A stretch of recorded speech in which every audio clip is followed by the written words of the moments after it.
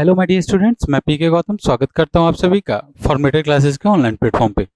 हम लोग strength of material पढ़ रहे थे और स्ट्रेंथ ऑफ मटेरियल में हम लोग आज एक नया मॉड्यूल को शुरुआत करने वाले हैं जो आपका है मॉड्यूल नंबर 2, जिसको क्या बोलते हैं हम लोग। मॉड्यूल का नाम है compound stress and strain. Compound stress and strain. कहीं कहीं बुक में इसी टॉपिक का एक और नाम होता है जिसको हम लोग बोलते हैं क्या, transformation of stress and strain. Transformation of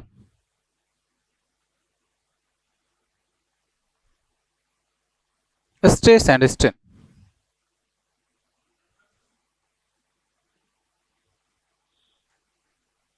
अगर हम बात करें कि इस टॉपिक में हम लोग पढ़ने क्या वाले हैं, तो इस टॉपिक में हम लोग क्या देखेंगे। सपोज कीजिए कि कोई आपका ये आपका लोडिंग कंडीशन दिया हुआ है, इसमें लगने वाला स्ट्रेसेस कौन सा है। तो मान लेते हैं कि इसमें एक्स डायरेक्शन में लगने वाला स्ट्रेस आपके पास सिग्मा एक्स है और वाई डायरेक्शन में लगने वाला स्ट्रेस सिग्मा वाई है। तो आपसे ये पूछेगा कि अगर मान लेते हैं कि इसमें और आपका शियर स्ट्रेस भी लग रहा है, तो मान लेते हैं कि ये आपका शियर स्ट्रेस है।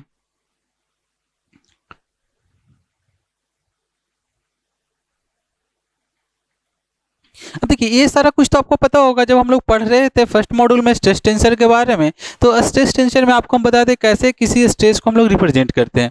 तो स्ट्रेस को रिप्रेजेंट करने के लिए हमने क्या बोला था कि कोई भी जो स्ट्रेस होता है उसको रिप्रेजेंट करने के लिए नीचे में हम लोग क्या लिखते हैं, सबसे पहले लिखते हैं प्लेन और उसके बाद लिखते हैं डायरेक्शन। अब आपको क्या बताया कि स्ट्रेस आपका दो तरह का हो सकता है, एक नॉर्मल स्ट्रेस, एक शियर स्ट्रेस। अगर नॉर्मल स्ट्रेस है तो उसको हम लोग सिग्मा से लिखेंगे, अगर शियर स्ट्रेस है तो उसको टाउ से लिखेंगे। अब प्लेन के बारे में क्या बताए थे, तो याद कीजिए कि हमने एक क्यूब का एग्जांपल लिया था और मान लेते कि ये हमारे पास एक क्यूब है और उसमें हमने क्या डायरेक्शन माना था कि ये जो डायरेक्शन है मेरा एक्स डायरेक्शन है, ये जो डायरेक्शन है वो वाई डायरेक्शन है और ये जो डायरेक्शन है इस डायरेक्शन को हमने क्या मान लिया था, जेड डायरेक्शन मान लिया था।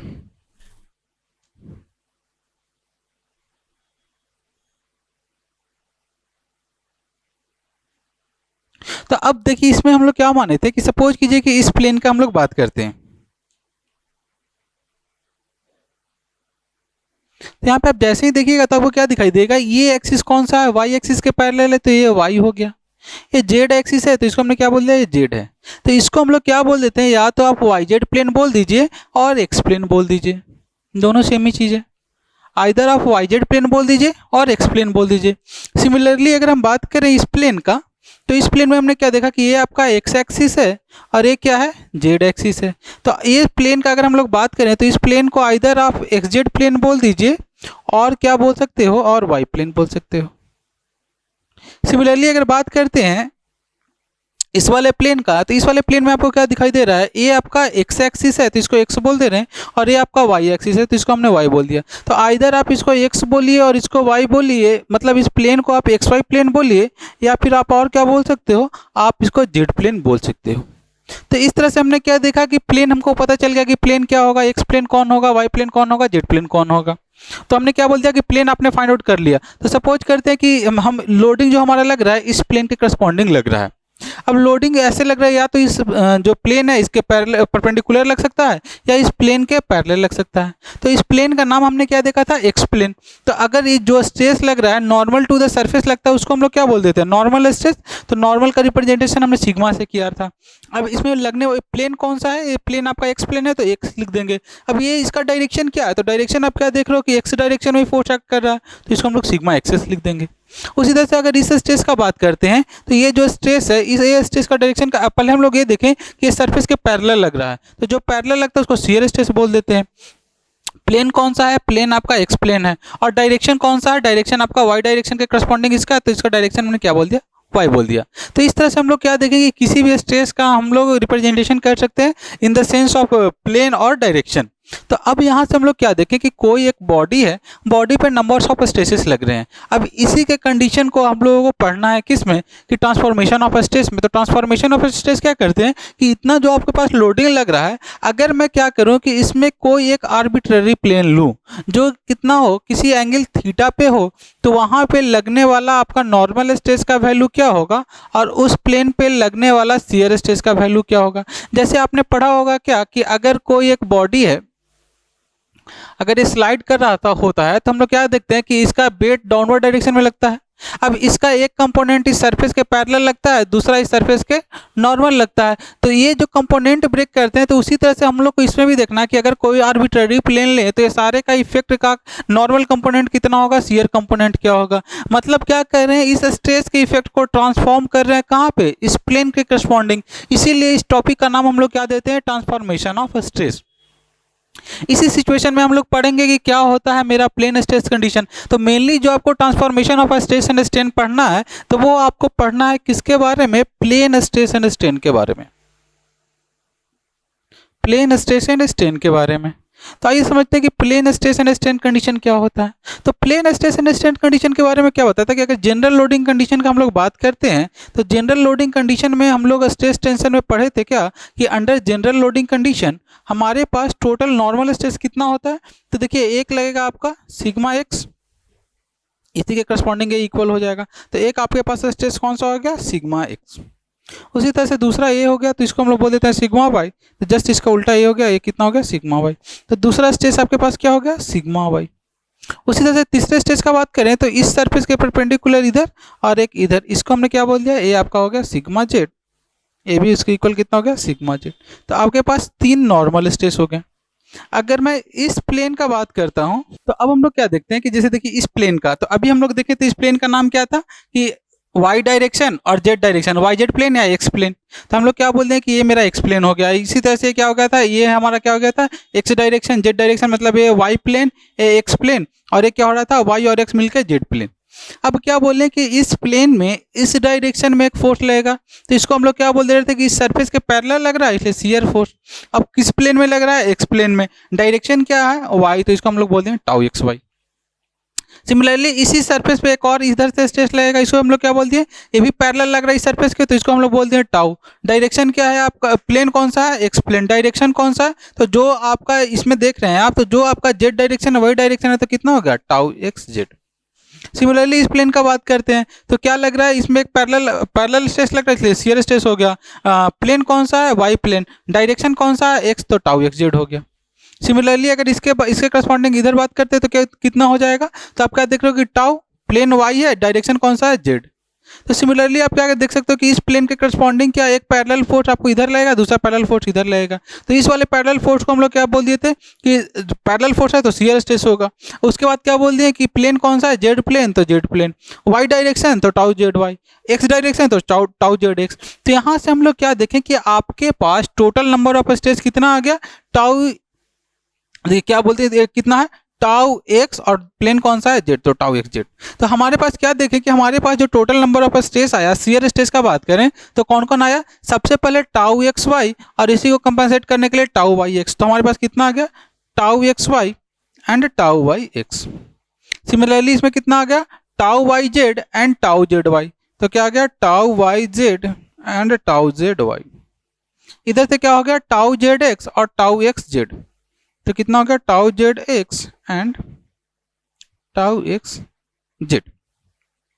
तो हमारा क्या हुआ कि अंडर जनरल लोडिंग कंडीशन हमारे पास जो टोटल नंबर ऑफ स्ट्रेसेस थे, टोटल नंबर ऑफ स्ट्रेसेस कितने थे, 3 नॉर्मल स्ट्रेस और 6 shear stress. Total number of stress था 9।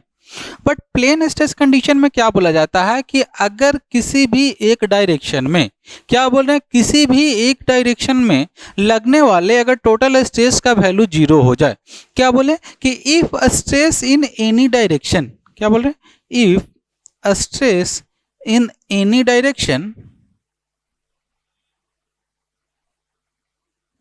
becomes equal to 0,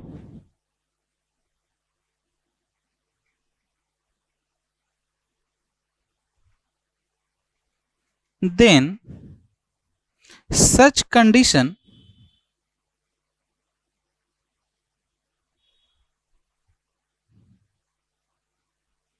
are called as plane stress condition. अभी डिटेल में पढ़ेंगे, बस अभी समझा रहे हैं कि इस टॉपिक में हम लोग क्या क्या पढ़ने वाले हैं। तो इसको हम लोग क्या बोलते हैं, इस कंडीशन को क्या बोल देते हैं, प्लेन स्ट्रेस कंडीशन बोल देते हैं।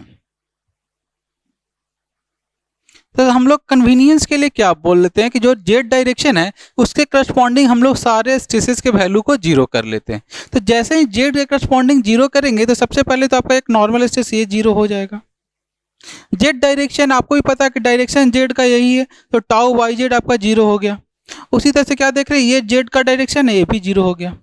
जब हम लोग स्ट्रेस टेंसर पढ़ रहे थे तो उसमें मैंने आपको बताया था क्या कि जैसे हम लोग मोमेंट को इक्वेट करते हैं तो किसी भी पॉइंट के करस्पॉन्डिंग जब मोमेंट को इक्वेट करते हैं तो हमारे पास एक रिलेशन निकल के आया था। वो क्या आया था, टाउ एक्स वाई आपका बराबर होता है टाउ वाई एक्स के, टाउ वाई जेड बराबर होता है टाउ जेड वाई का। तो टाउ वाई जेड जीरो है तो टाउ जेड वाई भी कितना हो जाएगा, जीरो। उसी तरह से टाउ जेड एक्स बराबर हो जाता है किसका, टाउ एक्स जेड का। तो इसका भी मैग्नीट्यूड कितना हो जाएगा, जीरो। तो हम लोग क्या देखें कि अंडर प्लेन स्ट्रेस कंडीशन किसी भी एक डायरेक्शन में अगर हम लोग स्ट्रेस को जीरो करते हैं तो टोटल नंबर ऑफ जो स्ट्रेस कंडीशंस था वो इतना सारा टर्म जीरो हो गया। अब आपके पास बच क्या गया, आपके पास एक बच गया सिग्मा एक्स, दूसरा बच गया सिग्मा वाई और तीसरा बच गया टाउ एक्स वाई। यही इक्वल हो जाता है किसके, टाउ वाई एक्स के। ये जो लोडिंग कंडीशन होता है इसी को हम लोग बोल देते हैं क्या, प्लेन स्ट्रेस कंडीशन। तो यहाँ पे आप देखोगे तो आप क्या देख रहे हो कि आपके पास सिग्मा एक्स है, सिग्मा एक्स है तो हमने क्या बोल दिया, आपके पास सिग्मा एक्स होगा। उसके बाद क्या देख रहे हो कि आपके पास एक सिग्मा वाई है, तो यहाँ पे क्या देख रहे हैं, सिग्मा वाई है, तो एक आपके पास सिग्मा वाई हो गया। उसके बाद आप क्या देख रहे हो कि आपके पास टाउ एक्स वाई है और यही इक्वल होता है किसके, टाउ वाई एक्स के। तो यहाँ पे आपका क्या है, tau x Y equal to tau Y X. तो ये जो कंडीशन आपके पास आएगा इसी कंडीशन को हम लोग बोल देते हैं क्या, plane stress condition.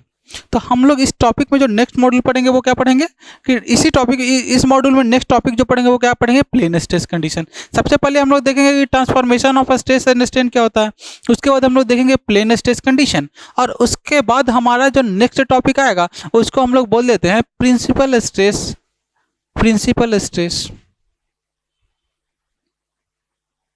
Principal stress condition या प्रिंसिपल स्ट्रेस। तो प्रिंसिपल स्ट्रेस को समझने से पहले हम लोग समझेंगे कि क्या होता है मेरा प्रिंसिपल प्लेन, क्या होता है मेरा प्रिंसिपल प्लेन। तो प्रिंसिपल प्लेन का बात करें तो क्या होगा, जैसे देखिएगा जैसे जैसे आप इस जो आप सरफेस ले रहे हो, जो आप प्लेन ले रहे हो, तो जैसे जैसे आपका इंक्लिनेशन बढ़ता जाएगा वैसे वैसे थीटा एन का वैल्यू चेंज होते जाएगा। तो हम लोग क्या बोल रहे हैं कि थीटा का वो वैल्यू जिस प्लेन के करस्पॉन्डिंग आपका शियर स्ट्रेस का वैल्यू जीरो हो जाए, क्या बोल रहे हैं कि वैसा प्लेन जिसके करस्पॉन्डिंग शियर स्ट्रेस का वैल्यू जीरो हो जाए वो ऐसे प्लेन को हम लोग बोल देते हैं प्रिंसिपल प्लेन। तो प्रिंसिपल प्लेन के बारे में क्या बोले कि the plane along which value of shear stress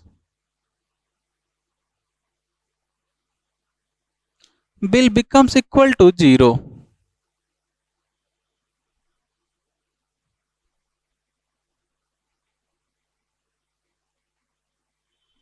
तो हमने क्या बोला कि किसी भी प्लेन के करस्पॉन्डिंग अगर शियर स्ट्रेस का वैल्यू जीरो हो जाता है तो वैसे प्लेन को हम लोग बोल देते हैं प्रिंसिपल प्लेन। आगे चल के हम लोग पढ़ेंगे कि किसी भी प्रिंसिपल प्लेन पे जो नॉर्मल स्ट्रेस लगता है उसको हम लोग बोल देते हैं प्रिंसिपल स्ट्रेस। और प्रिंसिपल स्ट्रेस दो तरह का होता है, एक को बोल देते हैं मेजर प्रिंसिपल स्ट्रेस, दूसरे को बोल देते हैं माइनर प्रिंसिपल स्ट्रेस। जैसे क्या बोले कि यहाँ पे थीटा का वैल्यू होगा जस्ट इसके परपेंडिकुलर दूसरा आपका प्लेन, दूसरा एक प्लेन होगा, इसके करस्पॉन्डिंग दूसरा प्रिंसिपल स्ट्रेस एक्ट कर रहा होगा, इसके करस्पॉन्डिंग में आपका शियर स्ट्रेस का वैल्यू क्या हो जाता है, जीरो हो जाता है। तो हम लोग पहले सबसे पहले क्या पढ़ेंगे कि ट्रांसफॉर्मेशन ऑफ स्ट्रेस और स्ट्रेन क्या होगा, उसके बाद देखेंगे कि plane stress and plane strain condition क्या होगा, उसके बाद हम लोग देखेंगे कि प्रिंसिपल स्ट्रेस और प्रिंसिपल स्ट्रेन कंडीशन क्या होगा, इसका लोकेशन कैसे फाइंड आउट करते हैं, उसके बाद हम लोग देखेंगे क्या कि मैक्सिमम शियर स्ट्रेस का कंडीशन क्या होता है, उसके बाद हम लोग देखेंगे कि एब्सोल्यूट मैक्सिमम शियर स्ट्रेस क्या होता है। तो ये सारा पॉइंट हम लोग पढ़ने वाले हैं किसमें, हमारा जो compound stress and strain topic है इसमें। अभी हम लोग क्या देख रहे थे कि ये सारा कुछ जो भी हम लोग कैलकुलेट कर रहे हैं इसके कैलकुलेशन का दो मेथड होता है। एक मेथड को हम लोग बोल देते हैं एनालिटिकल मेथड, दूसरे को हम लोग बोल देते हैं ग्राफिकल मेथड। तो जब बात करते हैं एनालिटिकल मेथड का, तो एनालिटिकल मेथड में हम लोग क्या करते हैं, मैथमेटिकल रिलेशनशिप एस्टेब्लिश करते हैं। मीन्स आपके पास एक फॉर्मूला होगा, फॉर्मूला में गिवन वैल्यू को आप पुट कीजिएगा, आपको रिजल्ट मिल जाएगा। और दूसरा मेथड होता है जिसको हम लोग बोल देते हैं ग्राफिकल मेथड। तो आगे चल के हम लोग पढ़ेंगे कि जब ग्राफिकल मेथड का बात करते हैं तो ग्राफिकल मेथड में ही आपको सॉल्व करने आएगा किसका, मोहर सर्किल का। तो मोहर सर्किल के बारे में हम लोग पढ़ेंगे। उसी में आपको पढ़ना है क्या, ellipse of stress and strain. तो हम लोग वो भी देखेंगे क्या होता है मेरा ellipse of stress and strain. तो इस तरह से आपका ये मॉड्यूल क्या हो जाएगा, कंप्लीट हो जाएगा। तो आइए सबसे पहले हम लोग देखते हैं क्या, transformation of stress and strain. तो अब हम लोग देखते हैं transformation of stress and strain. तो transformation of stress and strain पढ़ने से पहले आपको जो transformation of stress and strain पढ़ना है वो किसका पढ़ना है, प्लेन स्ट्रेन कंडीशन का या प्लेन स्ट्रेन कंडीशन के बारे में आपको पढ़ना है। Plane stress and strain condition के बारे में पढ़ना है। तो अगर हम बात करें प्लेन स्ट्रेस या प्लेन स्ट्रेन कंडीशन का, तो सबसे पहले देखते हैं, पहले हम लोग देखते हैं प्लेन स्ट्रेस कंडीशन, उसके बाद हम लोग समझ लेंगे प्लेन स्ट्रेन कंडीशन के बारे में। तो प्लेन स्ट्रेस कंडीशन के बारे में क्या बोल रहा है कि जैसे अभी हम लोग जनरल लोडिंग कंडीशन या नॉर्मल लोडिंग कंडीशन का बात करते हैं, तो जनरल लोडिंग कंडीशन के केस में अभी मैंने आपको बताया कि टोटल नंबर ऑफ स्ट्रेसेस कितने हो जाते हैं। तो टोटल नंबर ऑफ स्ट्रेसेस आपके पास 9 हो जाते थे। कौन कौन, sigma X, sigma Y, sigma Z, tau x Y जो कि इक्वल होता था टाउ वाई एक्स के, टाउ एक्स जेड जो कि इक्वल होता था टाउ जेड एक्स के, और टाउ वाई एक्स जो कि इक्वल होता था टाउ एक्स वाई के। तो टोटल नंबर ऑफ स्ट्रेसेस आपके पास अंडर जनरल लोडिंग कंडीशन कितना था, 9 था, 9। उसके बाद हमने क्या देखा कि प्लेन स्ट्रेस कंडीशन का बात करते हैं। तो प्लेन स्ट्रेस कंडीशन में अगर मैं इन स्ट्रेस को यहाँ पर रिप्रेजेंट करूँ तो यहाँ पर सिग्मा एक्स था, ये सिग्मा वाई था, ये सिग्मा जेड था, ये टाउ एक्स वाई था और ये टाउ एक्स जेड था। तो इसका नाम क्या दे दिए थे, टाउ एक्स जेड। ये क्या था आपके पास, टाउ वाई एक्स। ये क्या था, सिग्मा एक्स। इसी तरह से क्या था, सिग्मा वाई, ये क्या था, टाउ वाई एक्स, और ये क्या था, टाउ वाई जेड। उसी तरह से ये क्या था, सिग्मा जेड, ये क्या था आपका, टाउ जेड वाई, और एक कौन सा स्ट्रेस था, टाउ जेड एक्स। तो टोटल यही 9 स्ट्रेस था। तो जनरल लोडिंग कंडीशन में आपके पास इतना स्ट्रेस था। तो अभी आपको क्या बोला जा रहा है कि प्लेन स्ट्रेस कंडीशन क्या होगा, तो इसमें लिखेगा कि if stress is on any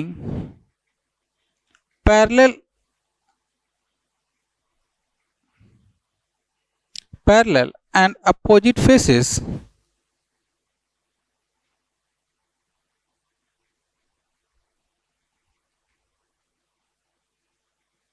are 0, then such type of stress condition is called as plane stress condition. Such type of stress condition is called as plane stress condition. हमने क्या बोल दिया कि अगर कोई भी दो अपोजिट साइड, अब दो पैरेलल और अपोजिट कौन होगा, अगर मैं इस साइड का बात करता हूं तो इसके अपोजिट ये साइड हो जाएगा। उसी तरह से अगर मैं इस साइड का बात करता हूं तो इसके अपोजिट, जैसे इसके पीछे वाला पोर्शन, ये जो पोर्शन है ए साइड 0 होगा। तो हम लोग क्या बोल रहे हैं कि चलिए जेड एक्सिस के अलॉन्ग 0 कर लेते हैं, क्योंकि ऐसा हम लोग बचपन से पढ़ते आ रहे हैं कि कोऑर्डिनेट सिस्टम में एक्स वाई। तो चलिए जेड के करस्पॉन्डिंग अगर 0 करेंगे तो आपके पास सबसे पहला जो स्ट्रेस 0 होगा वो कौन होगा, sigma Z equal to 0। Just यहाँ से क्या 0 हो जाएगा, tau Z X equal to 0 और tau Z Y equal to 0। तो हमने क्या बोल दिया कि सबसे पहले आपके पास 0 होगा सिग्मा जेड इक्वल टू 0, उसके बाद क्या हो गया, tau Z X equal to 0, तो tau Z X equal to 0। उसके बाद हमने क्या 0 कर दिया कि tau Z Y equal to 0। तो यहाँ से हम लोग क्या देख रहे हैं कि tau Z Y equal to 0। अच्छा, ये 2 बार लिखा गया था tau x Y equal to tau Y X. तो दूसरा क्या होगा आपका, tau Z Y equal to tau Y Z. तो हमने क्या बोल दिया कि tau Z Y equal to 0। जैसे ये 0 होगा तो इसको इक्वल ये होता है तो ये वाला भी 0 होगा। टाउ जेड एक्स के equal to tau X Z होता है तो ये भी कंडीशन 0 हो गया। तो आपके पास अब क्या बच गया कि सिग्मा एक्स, सिग्मा वाई और tau x Y and tau x Y किसके बराबर हो जाएगा, टाउ वाई एक्स के। मतलब हम क्या बोलें कि आपके पास जो लोडिंग कंडीशन बच गया वो लोडिंग कंडीशन कौन सा बच गया, एक आपके पास बच गया है सिग्मा एक्स, एक आपके पास बच गया है सिग्मा वाई, उसके बाद क्या बच गया, टाउ प्लेन कौन सा है, X, direction Y, tau x Y. इधर से क्या देखना है, टाउ प्लेन कौन सा है, वाई, और डायरेक्शन एक्स। सिमिलरली ये क्या हो जाएगा, टाउ प्लेन कौन सा है, Y, direction X, tau x Y. ये दोनों आपस में बराबर होते हैं, tau Y X equal to tau x Y. तो मतलब ये जो लोडिंग कंडीशन हो गया, इसी लोडिंग कंडीशन को हम लोग बोल देते हैं प्लेन स्ट्रेस कंडीशन। अब इसको 3D में ना बना करके इसी चीज फिगर को हम लोग 2D में बना देते हैं। और 2D में कैसे रिप्रेजेंट कर देते हैं कि ये आपके पास है सिग्मा एक्स है, ये आपके पास है सिग्मा एक्स है, ये आपके पास है सिग्मा वाई है, ये आपके पास टाउ एक्स वाई है, tau x Y. Tau x Y equal to tau Y X होता है, इसलिए टाउ वाई एक्स को रिप्रेजेंट नहीं करना क्योंकि दोनों आपस में इक्वल ही होता है। तो ये जो रिप्रेजेंटेशन होता है, इसी रिप्रेजेंटेशन को हम लोग क्या बोल देते हैं, प्लेन स्ट्रेस कंडीशन। सिमिलरली जब हम लोग प्लेन स्ट्रेन के बारे में पढ़ेंगे तब इस कंडीशन को भी डिस्कस करेंगे स्ट्रेन के टर्म में। अभी प्लेन स्ट्रेस कंडीशन के बारे में हम क्या देखें कि अगर कोई भी दो पैरेलल और अपोजिट फेसेस, क्या बोल रहे हैं, दो अपोजिट फेसेस, इसके अपोजिट, जस्ट इसके अपोजिट फेस में जितना भी स्ट्रेस लग रहा है, अगर सारे स्ट्रेस के वैल्यू को अगर हम लोग जीरो कर देते हैं तो वैसे स्ट्रेस कंडीशन को हम लोग क्या बोल देते हैं, प्लेन स्ट्रेन कंडीशन बोल देते हैं। या इसको आप ऐसे भी स्टेप में भी सोच सकते हो कि किसी भी एक डायरेक्शन में लगने वाले सारे स्ट्रेस का वैल्यू जीरो हो जाए, तो हम क्या बोल रहे हैं कि if stress in any direction, if stress in any direction will becomes equal to zero,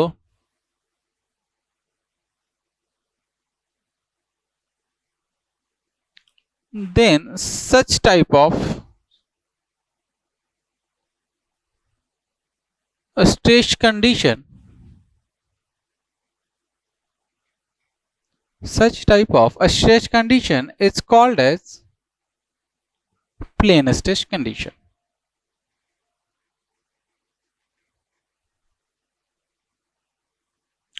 तो आप आइदर इस टर्म में भी सोच सकते हो कि किसी एक डायरेक्शन के टर्म में हम लोग जीरो कर दें, मतलब सिग्मा जेड के करस्पॉन्डिंग सिग्मा जेड डायरेक्शन ए है, जेड डायरेक्शन आपका ये है, इसका वैल्यू जीरो कर दिए, जेड डायरेक्शन आपका ये है, इसका वैल्यू जीरो कर दिए। तो आइदर आप डायरेक्शन के टर्म में भी सोच सकते हो या फिर ऐसे सोच सकते हो कि दो अपोजिट पैरेलल फेसेस में लगने वाले स्ट्रेस का वैल्यू जीरो कर दे, तो वैसे स्ट्रेस कंडीशन को हम लोग क्या बोल देते हैं, प्लेन स्ट्रेस कंडीशन बोल देते हैं।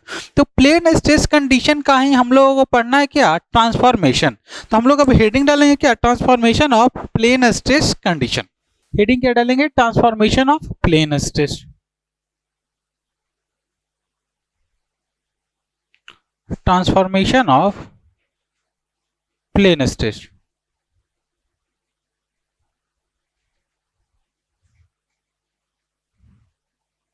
तो जैसे ही आप प्लेन स्ट्रेस आप देखिएगा, जैसे ही आपको प्लेन स्ट्रेस दिखाई दे, सीधा आपके माइंड में यही फिगर बन जाना चाहिए, क्या कि कोई एक सिस्टम है, उसमें क्या लोड लग रहा है, एक सिग्मा एक्स से लग रहा है, एक क्या लग रहा है, सिग्मा वाई एक्ट कर रहा है, और क्या एक्ट कर रहा है, टाउ एक्स वाई।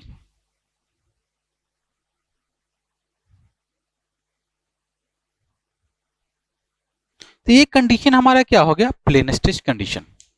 अब ट्रांसफॉर्मेशन मतलब क्या है कि ट्रांसफॉर्मेशन में आपको क्या बताए थे कि कोई भी एक आर्बिट्ररी प्लेन हम लोग कंसीडर करेंगे, इस आर्बिट्ररी प्लेन के करस्पॉन्डिंग जितना भी स्ट्रेस लग रहा है, जिसका भी वैल्यू आपको नोन है, इस आर्बिट्ररी प्लेन के करस्पॉन्डिंग कितना वैल्यू होगा नॉर्मल स्ट्रेस का और कितना वैल्यू होगा शियर स्ट्रेस का, यही जो वैल्यू फाइंड आउट करते हैं इसी को हम लोग बोल देते हैं क्या, transformation of plane stress condition.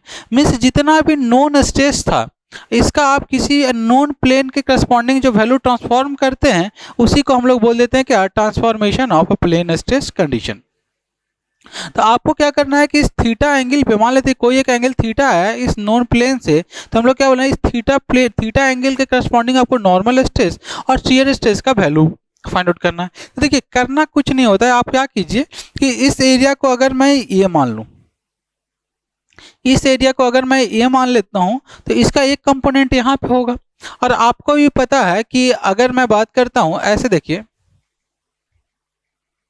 अगर ये मेरा एरिया ये है, ये मेरा एंगल क्या है, इस एंगल को अगर मैं थीटा बोल रहा हूं, इस एंगल को थीटा बोल रहा हूं, तो ये कितना हो जाएगा, आपको भी पता है, एक कॉस थीटा। क्योंकि कॉस थीटा बराबर क्या हो जाता है, कॉस थीटा इक्वल टू क्या हो जाता है, B by H, B by H.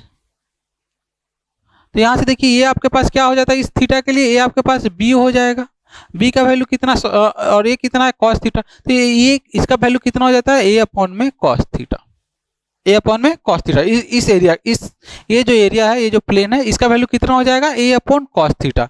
तो उसी तरह से आप इस एरिया इसके करस्पॉन्डिंग क्या वैल्यू निकाल लीजिएगा, इसका एरिया कितना हो गया, अगर वो एरिया ए है तो ये एरिया कितना हो जाएगा, ए अपॉन कॉस थीटा। अब आपको स्ट्रेस पता है, स्ट्रेस को अगर मैं बोलूं आपसे कि इस स्ट्रेस का वैल्यू, अगर इसको फोर्स के टर्म में आपको कन्वर्ट करना होगा तो आपको पता है स्ट्रेस इक्वल टू क्या होता है, लोड अपॉन में एरिया। तो अगर लोड का वैल्यू कितना होगा ये निकालना होगा तो सिग्मा इंटू ए कर सकते हैं, स्ट्रेस इंटू एरिया कर सकते हैं। तो हम लोग क्या लिखना चाहें कि अगर सिग्मा एस के लोड के टर्म में लिखना चाहें तो क्या बोल देंगे कि पी एक्स इंटू ए। अगर मतलब लोड के टर्म में लिखना चाहें कि यहाँ पे लगने वाला लोड का वैल्यू कितना है, तो लोड का वैल्यू कितना लिख देंगे कि सिग्मा एक्स इंटू ए, सिग्मा इंटू ए यही आपके लोड के बराबर हो जाता है। तो सिमिलरली क्या करेंगे कि सारा जो भी स्ट्रेस है सबको लोड के फॉर्म में कन्वर्ट कर लेंगे, और लोड के फॉर्म में कन्वर्ट करने के बाद आपके पास जो दो इक्वेशन है, summation of force in X direction equal to zero and summation of force in Y direction equal to zero, दोनों इक्विलिब्रियम इक्वेशन के हेल्प से क्या करेंगे आप सॉल्व कीजिएगा। तो आपको यहाँ से क्या मिल जाएगा, सिग्मा एन, इसी को हम लोग क्या बोल देते हैं सिग्मा थीटा, इसका सिग्मा एन और सिग्मा थीटा का वैल्यू मिल जाएगा। तो आपको डेरिवेशन नहीं पढ़ना है, डेरिवेशन में कुछ नहीं है, बस इसी कंपोनेंट को ब्रेक करना कि अगर ये ए है तो ये कितना हो जाएगा, ये एरिया हो जाएगा ए अपॉन में कॉस थीटा। अगर ये सिग्मा एक्स स्ट्रेस लग रहा है तो लोड कितना हो जाएगा, सिग्मा एक्स अपॉन में ए। सिमिलरली अगर यहाँ पे लगने वाले अगर हम लोग लोड का बात करें तो कितना हो जाएगा, सिग्मा एन इंटू ए अपॉन में कॉस थीटा, ये आपका लोड का वैल्यू हो गया।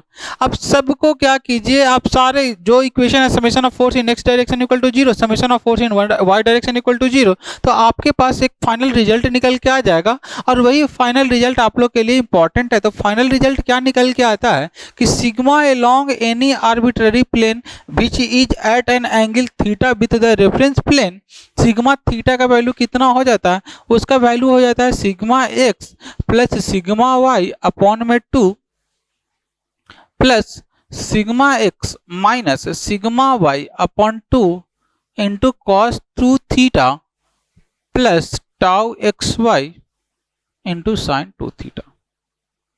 ये हमने क्या निकाल दिया, इस आर्बिट्ररी प्लेन के करस्पॉन्डिंग नॉर्मल स्ट्रेस, और इसी को हम लोग क्या बोल देते हैं सिग्मा थीटा। उसी तरह से इस प्लेन के करस्पॉन्डिंग जैसे आप टाउ का वैल्यू मतलब sigma summation of force in Y direction equal to zero कीजिएगा तो आपका टाउ थीटा का वैल्यू आ जाएगा, और ये जो टाउ थीटा का वैल्यू आता है वो कितना आ जाता है, minus of sigma x minus sigma Y by 2 sine 2 theta plus tau x Y cos 2 theta.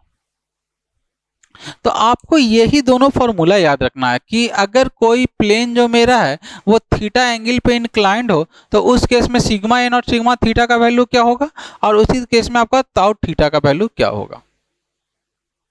तो ये आपने क्या देख लिया, आपने देख लिया ट्रांसफॉर्मेशन ऑफ प्लेन स्ट्रेस, कि इस प्लेन के करस्पॉन्डिंग मेरा क्या हो जाएगा सिग्मा एन सिग्मा थीटा या टाउ थीटा का वैल्यू। उसके बाद जो आपका नया चीज आता है, जो नेक्स्ट टॉपिक आता है वो आपका आता है क्या, प्रिंसिपल स्ट्रेस आपको इसके करस्पॉन्डिंग निकालना होता है। ये जो प्लेन है इस प्लेन के करस्पॉन्डिंग आपको प्रिंसिपल स्ट्रेस निकालना होता है, प्रिंसिपल स्ट्रेस निकालना होता है। तो प्रिंसिपल स्ट्रेस के बारे में पढ़ें उससे पहले हम लोग समझते हैं कि क्या होता है मेरा प्रिंसिपल स्ट्रेन। उसके पहले हम लोग क्या देखेंगे, क्या होता है मेरा प्रिंसिपल प्लेन, प्रिंसिपल प्लेन क्या होता है। देखिए अगर बात करते हैं यहाँ पे, देखिए अगर आप different different value of theta लीजिएगा तो उसके करस्पॉन्डिंग डिफरेंट डिफरेंट वैल्यू आपका टाउ का मिलेगा, और मतलब सिग्मा थीटा का वैल्यू डिफरेंट डिफरेंट मिलते जाएगा। उसी तरह से थीटा का वैल्यू जब दूसरा दूसरा रखिएगा तो क्या होगा कि टाउ थीटा का वैल्यू दूसरा अलग अलग आते जाएगा। अब देखिए एक टर्म आपका निगेटिव में है, दूसरा टर्म आपका पॉजिटिव में है, तो एक कंडीशन ऐसा आएगा कि जिसके करस्पॉन्डिंग थीटा का टाउ थीटा का वैल्यू कितना हो जाए, 0 हो जाए। एक टर्म निगेटिव है दूसरा टर्म पॉजिटिव है तो थीटा का कोई एक वैल्यू ऐसा आएगा जिसके करस्पॉन्डिंग टाउ थीटा का वैल्यू क्या हो जाए, जीरो हो जाए। तो हम लोग क्या बोलते हैं कि प्रिंसिपल प्लेन मेरा वैसा प्लेन होता है जिसके करस्पॉन्डिंग लगने वाले शियर स्ट्रेस का वैल्यू कितना हो जाता है, जीरो हो जाता है। तो हम क्या बोल रहे हैं कि principal plane is a plane, principal plane is a plane along which the value of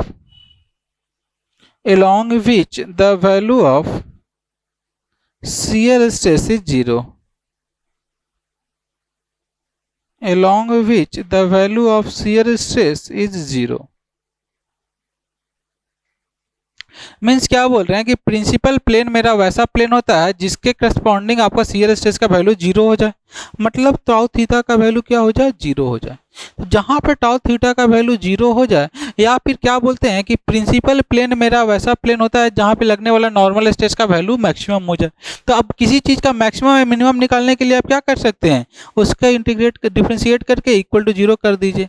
इसके करस्पॉन्डिंग जो वैल्यू आ जाता है वही आपका क्या हो जाता है, प्रिंसिपल स्ट्रेस हो जाता है। तो हम लोग क्या करेंगे कि किसी भी प्रिंसिपल प्लेन के करस्पॉन्डिंग अगर उस शियर स्ट्रेस का वैल्यू जीरो हो जाता है तो उस प्लेन को क्या बोल देते हैं, प्रिंसिपल प्लेन बोल देते हैं। तो जहाँ पे भी हमको प्रिंसिपल प्लेन निकालना होगा वहाँ पे टाउ थीटा का वैल्यू क्या कर देंगे, जीरो कर देंगे। तो अगर डिफिनीशन लिखना चाहे प्रिंसिपल प्लेन का, तो प्रिंसिपल प्लेन का डिफिनीशन नहीं होगा कि principal plane is a plane along which the value of shear stress is zero. जिस प्लेन के करस्पॉन्डिंग शियर स्ट्रेस का वैल्यू जीरो हो जाता है वैसे प्लेन को हम लोग क्या बोल देते हैं, प्रिंसिपल प्लेन बोल देते हैं। अब आपसे पूछा जाएगा क्या कि प्रिंसिपल स्ट्रेस का वैल्यू क्या होगा। तो अगर हम बात करें प्रिंसिपल स्ट्रेस का तो क्या होगा, नॉर्मल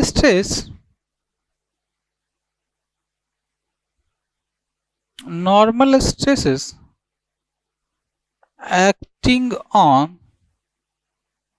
principal plane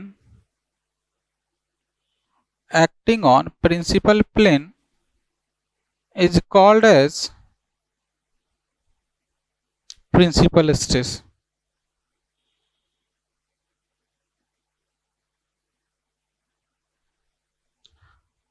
क्या हमने बोल दिया कि जो मेरा प्रिंसिपल प्लेन है, प्रिंसिपल प्लेन के करस्पॉन्डिंग जो नॉर्मल स्ट्रेस का वैल्यू आएगा उसी को हम लोग क्या बोल देते हैं, प्रिंसिपल स्ट्रेस बोल देते हैं। अब प्रिंसिपल प्लेन के लिए क्या कंडीशन होना चाहिए, शियर स्ट्रेस का वैल्यू जीरो होना चाहिए। तो मान लेते हैं क्या कि ये मेरा प्रिंसिपल प्लेन है, तो इसके करस्पॉन्डिंग जो भी शियर का वैल्यू होगा वो कितना हो जाएगा, जीरो हो जाएगा। मतलब इस प्लेन के करस्पॉन्डिंग कोई शियर स्ट्रेस एक्ट नहीं करेगा। तो इसके करस्पॉन्डिंग जो भी नॉर्मल स्ट्रेस लगता है इसी को ही हम लोग बोल देते हैं क्या, प्रिंसिपल स्ट्रेस। तो यहाँ पे हमने क्या देखा कि अगर मैं यहाँ पे क्या कर रहा था, इस प्लेन को थीटा डिग्री से रोटेट कर रहा था। अब यहाँ पे प्रिंसिपल प्लेन का बात करें तो थीटा पी डिग्री से रोटेट कर रहा था। तो आइदर आप इस प्लेन को रोटेट कीजिए या फिर इस पूरे का पूरे बॉडी को यहाँ पे शिफ्ट कर दीजिए। तो जैसे क्या बोलते हैं कि इस प्लेन को उठा करके आप यहाँ पे रोटेट कीजिए या पूरे का पूरे बॉडी को, सॉलिड बॉडी को रोटेट कर दीजिए। तो जैसे ही आप रोटेट कीजिएगा तो आपको क्या दिखाई देगा कि ये जो सरफेस है वो यहाँ पे रहेगा और ये जो सरफेस है वो कुछ यहाँ पे आएगा। अगर इन दोनों के बीच में अभी एंगल 90 डिग्री है तो इन दोनों के बीच में भी एंगल कितना रहेगा, 90 डिग्री रहेगा। तो हम लोग क्या बोल रहे हैं कि एक नॉर्मल स्ट्रेस यहाँ, एक प्रिंसिपल स्ट्रेस इसके करस्पॉन्डिंग एक्ट करेगा और दूसरा प्रिंसिपल स्ट्रेस इसके करस्पॉन्डिंग एक्ट करेगा। तो यहां से हम लोग क्या देखें कि हमारे पास कितना प्रिंसिपल स्ट्रेस आ जाएगा, दो प्रिंसिपल स्ट्रेस आ जाता है। तो प्रिंसिपल स्ट्रेस के बारे में एक पॉइंट लिख लीजिएगा कि there are two principal stress, there are two principal stress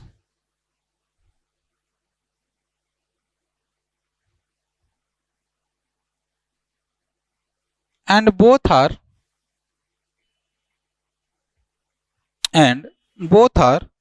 mutually perpendicular to each other, and both are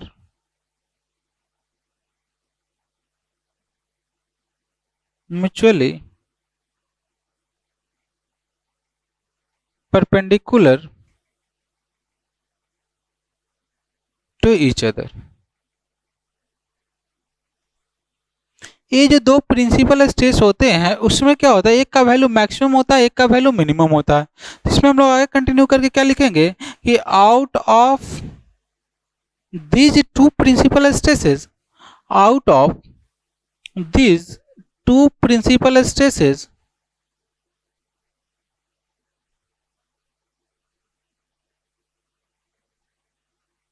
out of these two principal stresses, one is major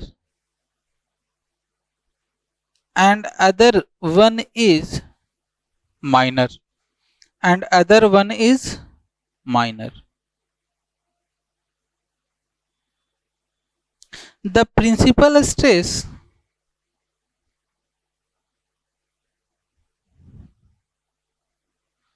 which is major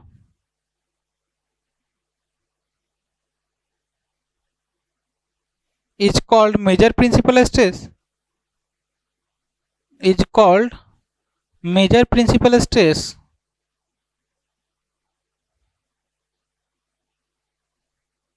is called major principal stress, and the stress which is minor,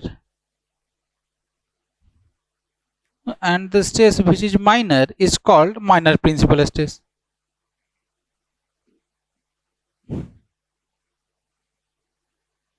It's called minor principal stress. तो आपके पास कितने तरह का stress आ गए? दो तरह का stress आ गए। एक को बोल दिया मेजर प्रिंसिपल स्ट्रेस, दूसरे को बोल दिया माइनर प्रिंसिपल स्ट्रेस। तो यहाँ से आपको नेक्स्ट आपको जब डेरिवेशन हम लोग करते हैं तो डेरिवेशन करने के समय क्या करेंगे, सबसे पहले तो हम लोग ये निकालेंगे कि वैसा प्लेन जिसके करस्पॉन्डिंग टाउ का वैल्यू 0 हो जाए उसी को हम लोग क्या बोल देंगे कि वो प्लेन मेरा प्रिंसिपल प्लेन हो गया, और उसके करस्पॉन्डिंग जो भी नॉर्मल स्ट्रेस का वैल्यू आएगा वो हमारा क्या हो जाएगा, प्रिंसिपल स्ट्रेस आ जाएगा। तो अगर हम लोग बात करते हैं प्रिंसिपल स्ट्रेस का डेरिवेशन का, तो देखिए यहाँ से मैं इसको इरेज कर दे रहा हूँ, ये बस फॉर्मूला है। तो सबसे पहले हम लोग देखते हैं कि मेरा प्रिंसिपल स्ट्रेस आएगा कहाँ पे। अगर बॉडी में जो normal stress normal loading condition लग रहा है, नॉर्मल लोडिंग कंडीशन के कारण हमने सबसे पहले देख लिया कि किसी भी एंगल थीटा के करस्पॉन्डिंग मेरे पास क्या नॉर्मल स्ट्रेस आता है और क्या शियर स्ट्रेस आता है। तो किसी भी एंगल थीटा के करस्पॉन्डिंग हमारे पास नॉर्मल स्ट्रेस ही आया, शियर स्ट्रेस ही आया, तो हम क्या बोलते हैं, किसी भी थीटा के करस्पॉन्डिंग अगर शियर स्ट्रेस 0 हो जाता है तो वो प्लेन मेरा प्रिंसिपल प्लेन हो जाता है। तो अब हम लोग देखते हैं क्या कि ओरिएंटेशन या direction of principal plane, orientation और डायरेक्शन ऑफ प्रिंसिपल प्लेन। तो प्रिंसिपल प्लेन के डायरेक्शन या ओरिएंटेशन के लिए क्या कर देंगे, जो शियर स्ट्रेस आ रहा है उसके वैल्यू को 0 कर देंगे। तो इसके लिए हम लोग क्या कर देंगे कि टाउ थीटा का वैल्यू आप 0 को पुट कर दीजिए, 0 पुट कर दीजिए, उससे करस्पॉन्डिंग जो रिजल्ट आएगा वही आपका ओरिएंटेशन ऑफ प्रिंसिपल प्लेन हो जाएगा। तो यहाँ से अगर हम इसका वैल्यू 0 करें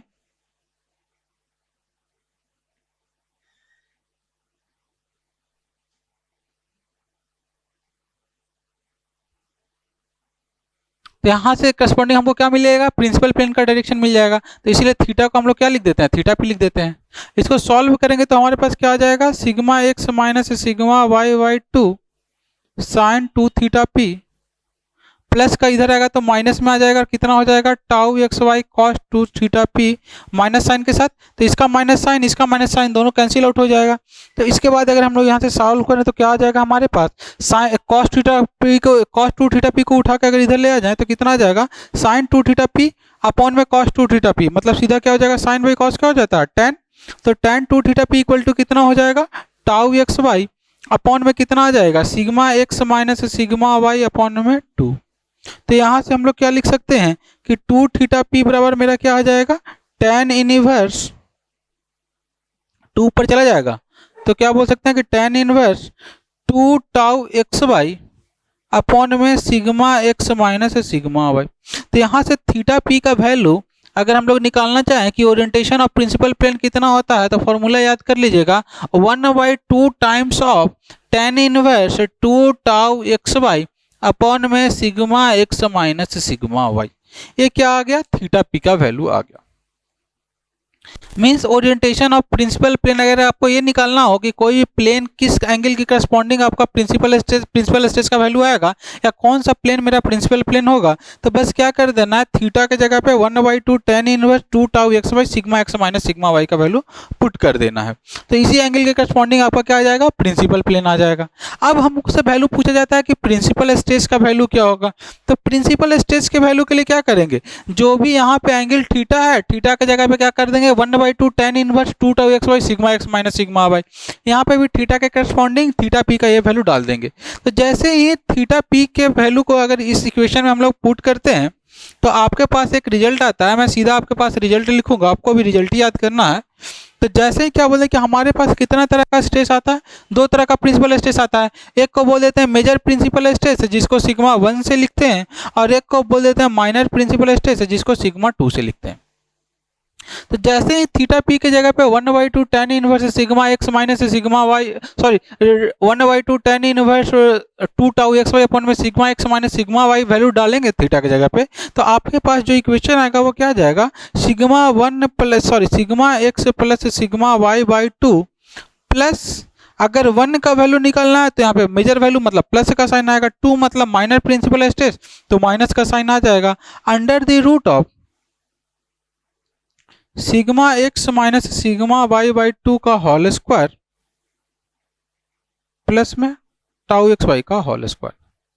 ये आपके पास किसका वैल्यू आ जाता है, प्रिंसिपल स्ट्रेस का। तो यहाँ पे सिग्मा 1 को हम लोग क्या बोल देते हैं, मेजर प्रिंसिपल स्ट्रेस, और मेजर प्रिंसिपल स्ट्रेस का वैल्यू कितना आ जाएगा, sigma x plus sigma Y by 2 plus under the root of sigma x minus sigma Y by 2 whole square plus में tau x Y whole square.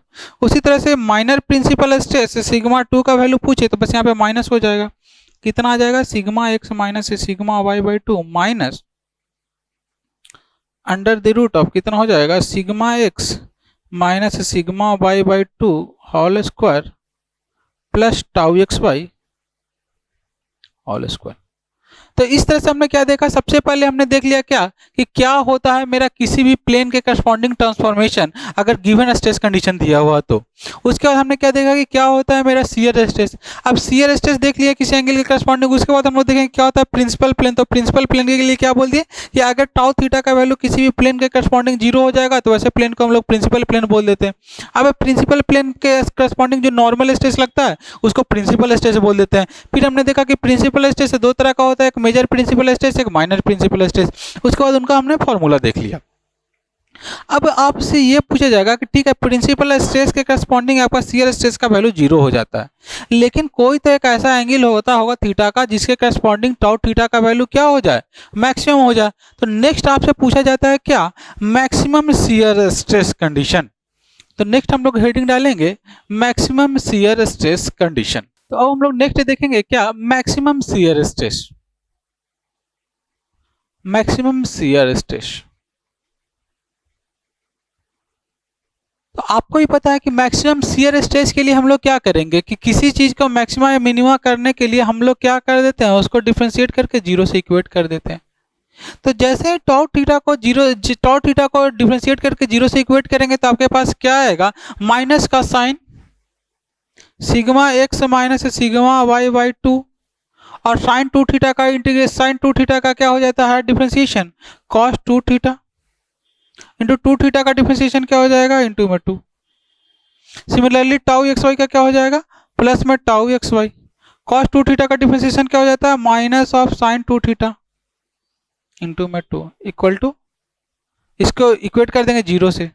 अब इसको solve करेंगे तो कितना आ जाएगा हमारे पास, माइनस ए उधर जाएगा तो ए आ जाएगा माइनस का प्लस में, तो माइनस में कितना रह जाएगा आपके पास, sigma x minus sigma Y by 2 into cos 2 theta. इस 2 से इस 2 को कैंसिल कर देते हैं, इधर से कितना आ जाएगा, equal to tau x Y into sine 2 theta, इधर में रह जाएगा क्या 2।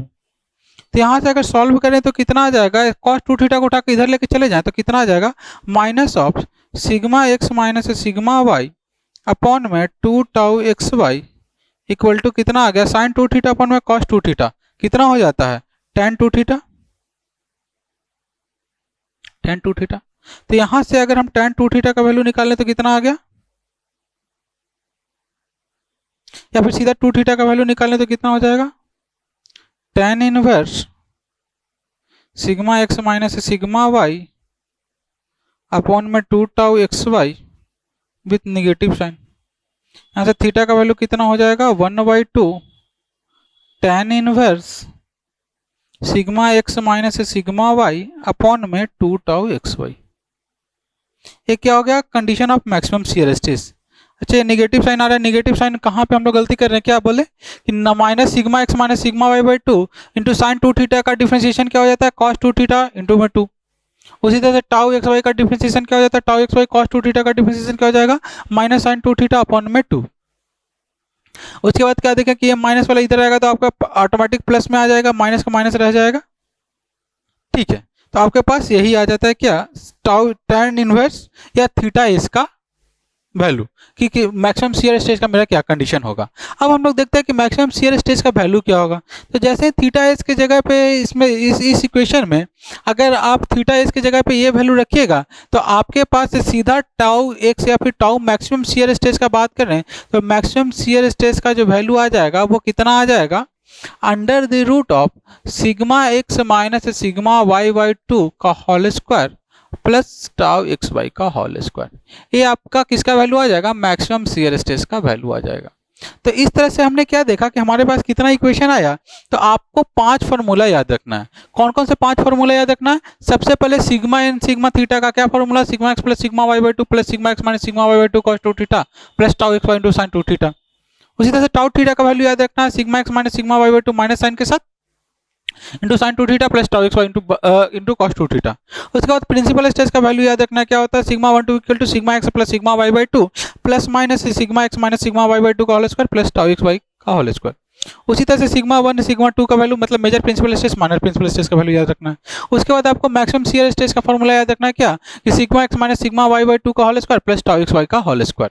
तो ये हमारा क्या था, यहाँ पे हमारा जो सेकंड मॉड्यूल है उसका फर्स्ट लेक्चर को हम लोग फिनिश करते हैं। बाकी का जो रिमेनिंग कॉन्सेप्ट रहेगा वो हम लोग देखेंगे नेक्स्ट मॉड्यूल में। तो मिलते हैं आपसे नेक्स्ट मॉड्यूल में।